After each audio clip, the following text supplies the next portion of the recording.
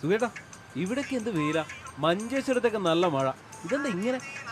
അവിടെ ഇങ്ങോട്ട് 2 മണിക്കൂർ ഓട്ടോയിലിടാം. അത് ശരിയാ.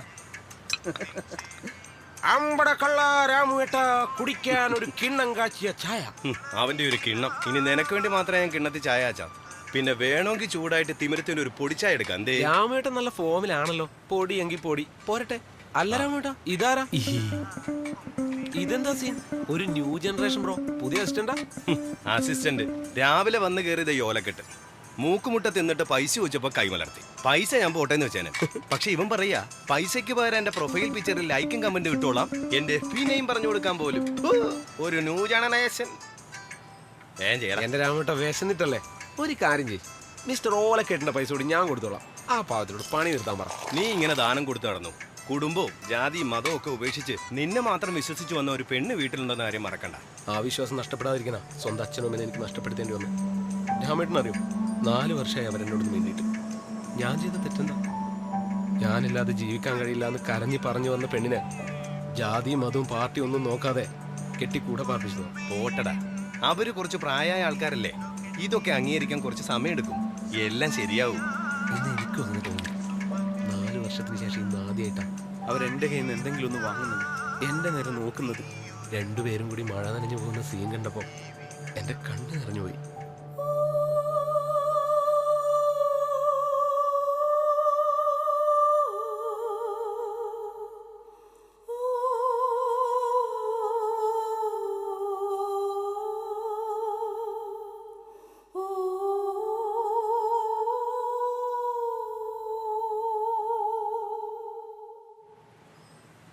ഞാൻ കൊടുത്ത കൊടയും ചൂടിക്കൊണ്ടുവരാൻ വേട്ടാ അവരിന്ന് പോയത്. അതാ എനിക്ക് ഇന്ന് ഇത്ര വലിയ സന്തോഷം. ആ ഇവന്റെ പൈസ എത്രേ?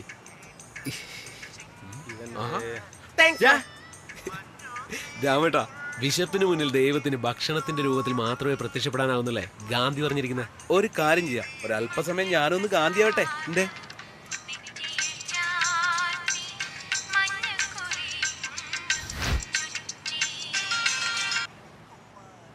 ഹലോ,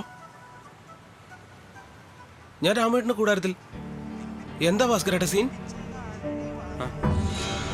ശരി ശരി, ഞാനിപ്പോ എത്താം. രാമേട്ട ഇതാ കാശ്. ഇവന് വേണ്ടി കൊടുക്കണേ, ഓക്കെ അല്ലേ? ഇതാ ബാക്കി. ഇവന്റെ കൂടെ എടുത്തോ, ബാക്കി ഞാൻ പിന്നെ വാങ്ങിച്ചോളാം. അർജന്റായി പോകാനുണ്ട്. കണ്ടില്ലേ, ഗാന്ധിയുടെ ഡയലോഗ് കാണാപ്പാടം പഠിച്ചു പറഞ്ഞ മോന. 2 ഗാന്ധി കിട്ടുമെന്ന് അറിഞ്ഞിട്ടായിരിക്കും ഈ ഓട്ടം. അല്ല, കൊറേ നേരായി പറയണേ. ആരായി ഗാന്ധി? നിന്നെ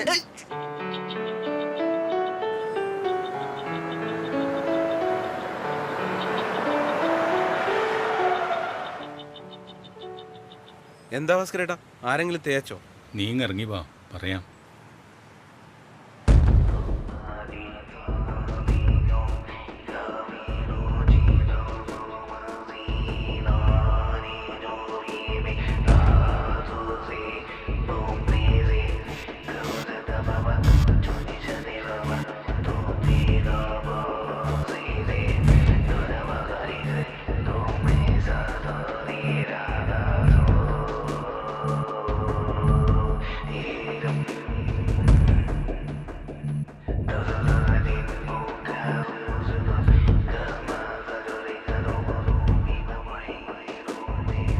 കുറച്ച് ദിവസങ്ങളായി ഇവിടെ ഉണ്ടായിരുന്നു അവര്.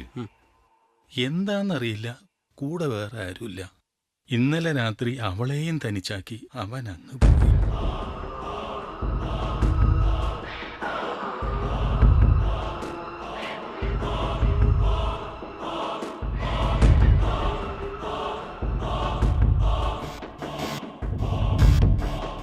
അതിന്റെ കയ്യിലും കഴുത്തിലും ഉണ്ടായിരുന്ന കുറച്ച് പണ്ടങ്ങൾ ഊരിത്തന്ന് വിറ്റ് തരാമോന്ന് ചോദിച്ചു.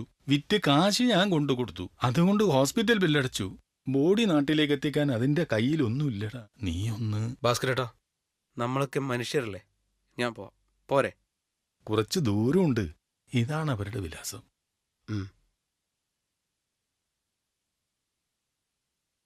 ആ ബെഡ്ഷീറ്റ് ഒന്ന് മാറ്റിയേക്കണം.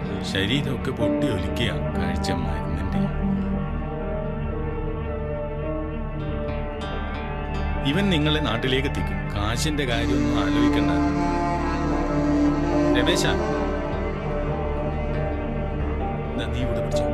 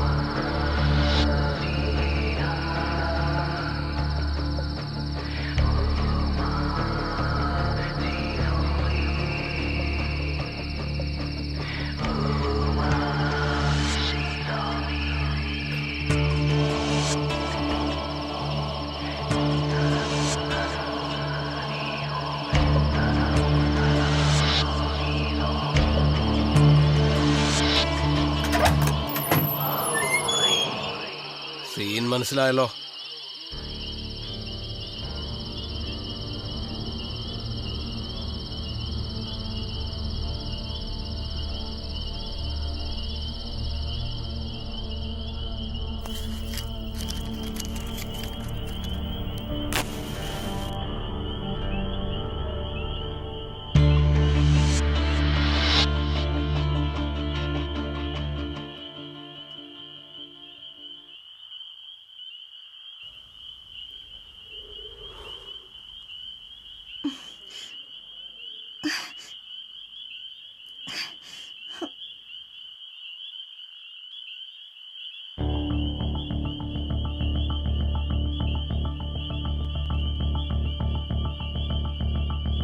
നീ ഒരടാറ് ചരക്കാവത്തെ.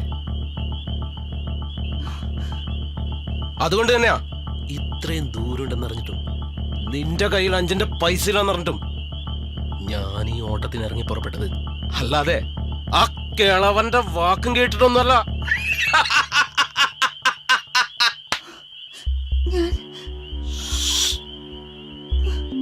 ഞാൻ ഈ ശവമായി ഇറങ്ങി പുറപ്പെട്ടത് മനുഷ്യത്വം വിടമാനല്ല.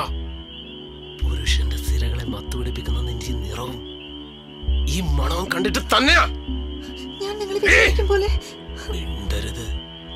ഈ ഒരു രാത്രി നടക്കുന്നത് എന്തും നിനക്കൊരു സ്വപ്നം പോലെ മറക്കാം. അതല്ല ഒച്ച വെക്കാനും മോങ്ങാനുമാണ് പുറപ്പാടെങ്കിൽ നിന്റെ ഈ കുഞ്ഞും കെട്ടിയോന്റെ ശവവും ഈ കാട്ടി വല്ല കുറുക്കനോ കാട്ടുമൃഗങ്ങൾക്കോ ഭക്ഷണമാവും.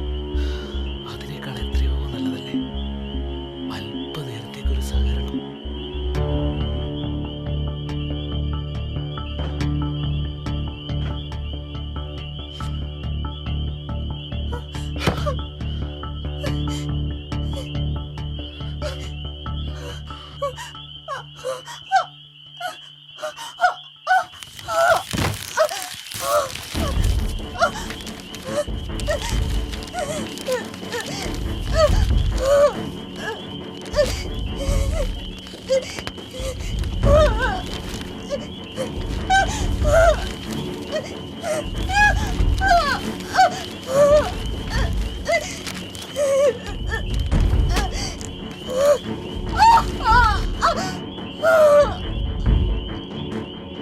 പാടി വന്ന് വണ്ടി കയറി.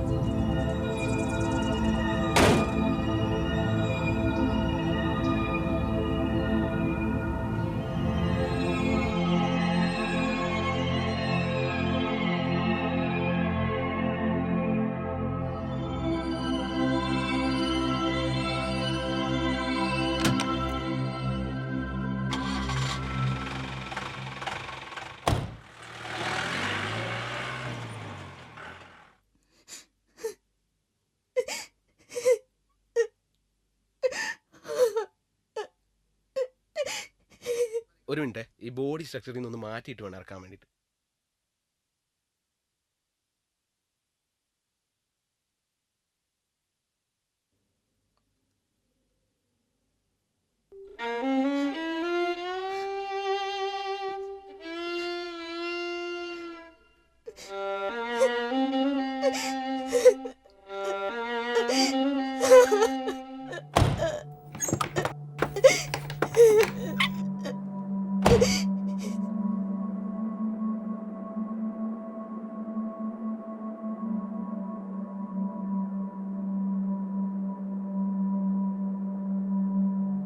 ഇതെന്താ ബോഡി കൊണ്ടിട്ട് ആരുമില്ലേ? ഇവർക്ക് ബന്ധുക്കളായിട്ട് ആരുമില്ല. ബന്ധുക്കാരെന്ന് പറയാൻ അവൻ അനാഥാലയത്തിലായിരുന്നു വളർന്നത്.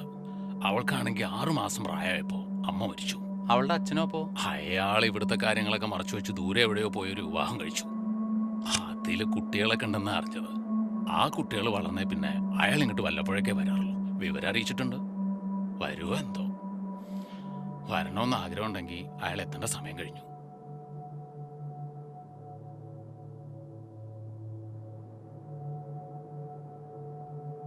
ആ എത്തിയല്ലോ അച്ഛൻ.